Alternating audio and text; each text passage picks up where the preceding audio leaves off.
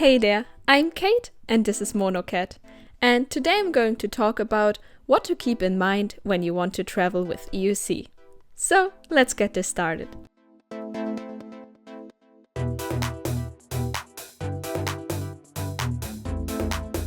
While we were on our Europe trip, which included the Netherlands, France, Spain and Bulgaria, I learned what makes EUC great for traveling and also its downsides. First of all, it's important to consider what type of EUC you want to take with you. This can definitely vary for each journey and your destination. So the first thing that is important to consider is the weather. If you know that you travel somewhere where it's a bit more rainy, the EUC should be water or at least splash proof.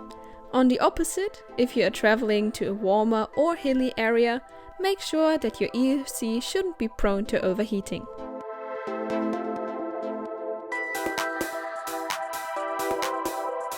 Also, the weight is important, so that it has a manageable weight for you, which means that it's easy to lift up or at least to carry it up a couple of stairs, into a train or lifting it up to put it into the trunk of a car. But some of the smaller and lighter EUCs, like the M10-3 or the 9.1 S7, don't have a trolley handle, and even with their lightweight, it's a bit uncomfortable to carry them for longer time. So if you have to walk with the EUC a bit further, like in a train station, a trolley handle is definitely useful.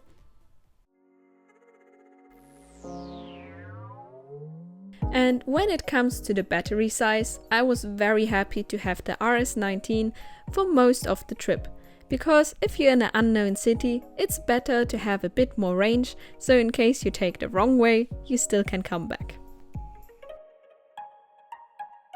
So a V10F, Kingsong 60X, Tesla V2 or T3 seems like a good size to travel with.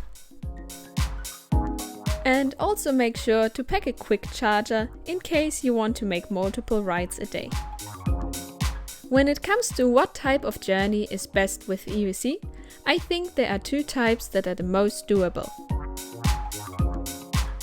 The first type of journey, and what we mainly did during our trip, is to travel to a specific city to explore it.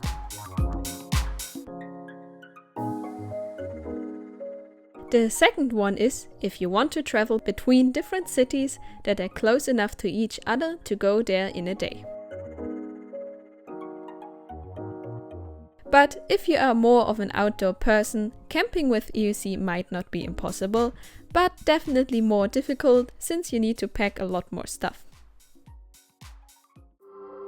And while you can charge on the way, this is definitely not optimal. I think here an e-bike would be the better option, since you can have heavier loads with you and you still have the option to pedal if you run out of battery. When it comes to traveling with EUC, there are a lot of advantages you have in comparison to other PEVs. No matter where you go, you don't have to chain it up outside. With the size of a carry-on suitcase, most EUCs are small enough to take them into most places. In all restaurants we went to, we could either have them right next to our table or leave it behind a reception desk or bar counter with the staff having an eye on it. But the best, it's definitely for sightseeing. First of all, you don't need to use public transportation, which can be difficult to figure out or are in some countries quite pricey or just don't go to your planned destination.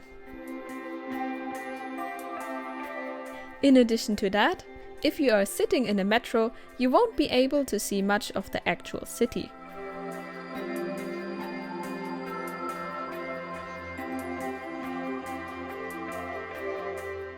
And since riding EUC is faster than to go by foot, it always encouraged us to not take the fastest route and explore some other paths in the city.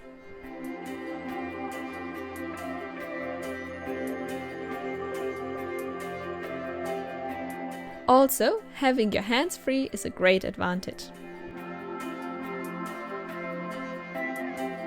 Communicating during riding is always a bit difficult if you can't ride next to each other.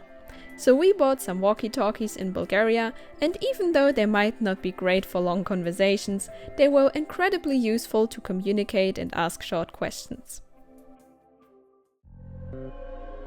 And with your hands free, you can not only use a walkie-talkie, but also have your phone in one hand to check the map, have something to drink, or show that you are taking a turn.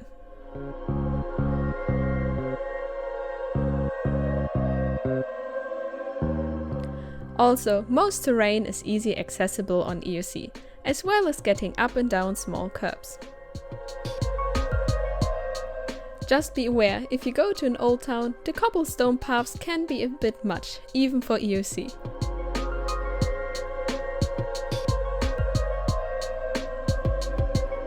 So, if you have any plans to travel with EUC or already did that, let me know in the comments. I'd love to hear what your favorite way of traveling with EUC is.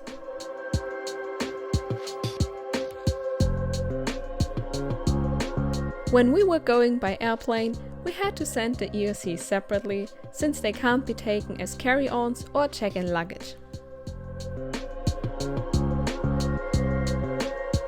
This is due to the allowed battery size in most airplanes of being 100 to 150 watt-hours per person, or in some cases, some airlines don't allow battery-powered means of transportation, regardless of their power capacity of the battery.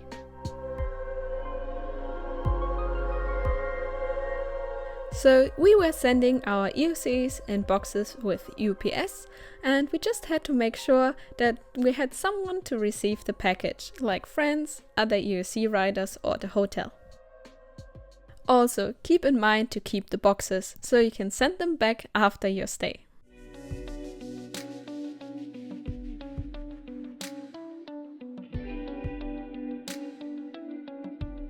No matter if we took the metro, the local rail system or long-distance trains, we never had a problem with taking our EUCs onto the train with us.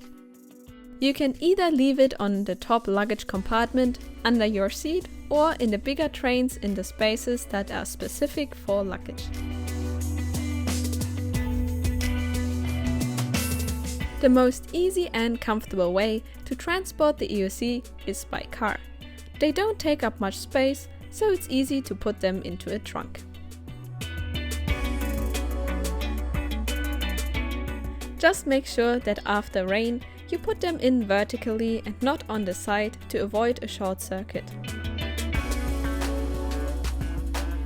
And last but not least, make sure to look up what the local rules are in the area you want to travel to avoid any unpleasant surprises.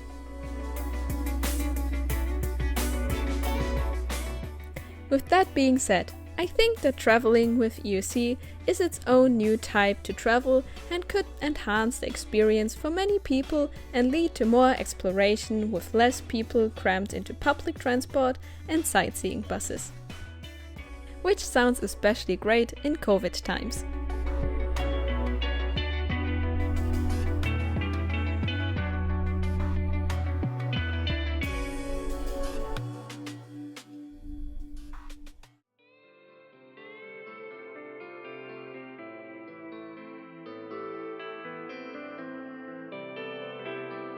What I think would be great to see if at some point there would be rental EUCs available in bigger cities. Maybe not like the rental scooter ones that are all over the place, but with specific shops where you can rent the EUC for a couple of days or a week to avoid a bit more complicated shipping and transportation.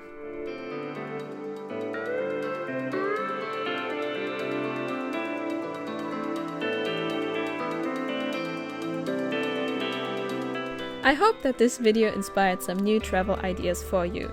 If you enjoyed it, please give it a like, and if you feel really fancy, you might subscribe. See you next time!